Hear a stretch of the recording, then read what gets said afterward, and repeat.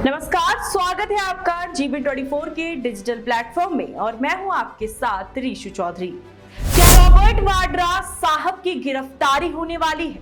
क्या रॉबर्ट वाड्रा साहब ने घोटाला किया है? क्या गुरुग्राम लैंड डील में वाड्रा का हाथ है?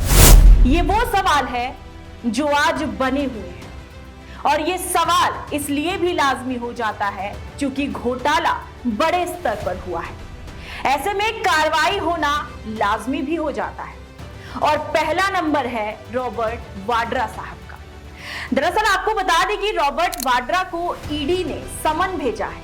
सवाल दागे जा रहे हैं, पूछताछ जारी है। रॉबर्ट वाड्रा को भेजा गया यह दूसरा समन है। रॉबर्ट वाड्रा को हरियाणा भूमि सौदा मामले में पूछताछ के लिए बुलाया गया है। रॉबर्ट वाड्रा ईडी दफ्तर पैदल ही पहुंचे हैं। जैसे ही आप इन तस्वीरों को देख भी पा रहे होंगे, उन्होंने अपने घर से ईडी दफ्तर तक पैदल मार्च किया। रॉबर्ट वाड्रा का नाम इसलिए भी बड़ा हो जाता है क्योंकि रॉबर्ट वाड्रा प्रियंका गांधी के पति हैं। ऐसे में वाड्रा का नाम सामने आना कांग्रेस के लिए भी टेंशन की बात है। वाड्रा साहब को पहले समन भेजा गया 8 अप्रैल को, फिर वो पेश नहीं होते हैं, लेकिन फिर ईडी ने दोबारा वाड्रा साहब को समन भेजा और फिर वाड्रा साहब आज ईडी के सामने पेश होते हैं। इस दौरान उन्होंने कई बातों का जिक्र भी किया है।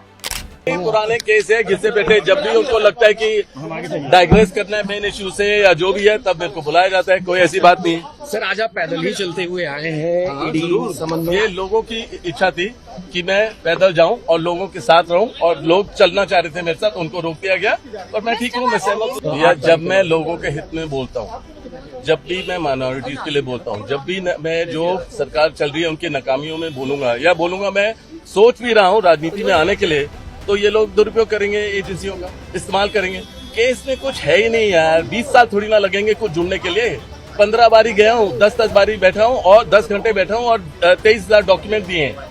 फिर से एक हफ्ते में बोलते हैं सारे 23,000 डॉक्यूमेंट दोबारा दो, ऐसे थोड़ा ना चलता है यार। दरअसल प्रियंका गांधी के पति रॉबर्ट वाड्रा जिस मामले में ईडी के सामने पेश हुए हैं, यह 2018 का मामला है।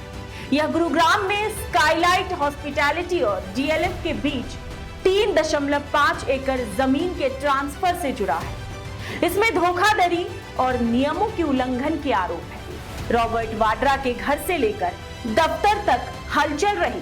चप्पे चप्पे पर पुलिसकर्मी तैनात रहे। सुरक्षा का एकदम चाक चौबंदी थी। वाड्रा कई बार चुनाव लड़ने की बात कर चुके हैं। ऐसे में बिहार में इसी साल विधानसभा चुनाव होना है और विधानसभा चुनाव से पहले वाड्रा को समन मिलना ये बताता है कि इस मुद्दे पर भी सियासी पारा चरम पर होगा।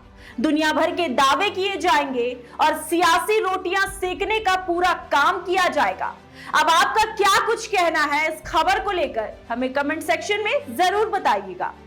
देश और दुनिया से जुड़ी ऐसे ही तमाम खबरों को जानने के लिए आप बने रहिए हमारे साथ और देखते रहिए जीबी 24 का डिजिटल प्लेटफॉर्म।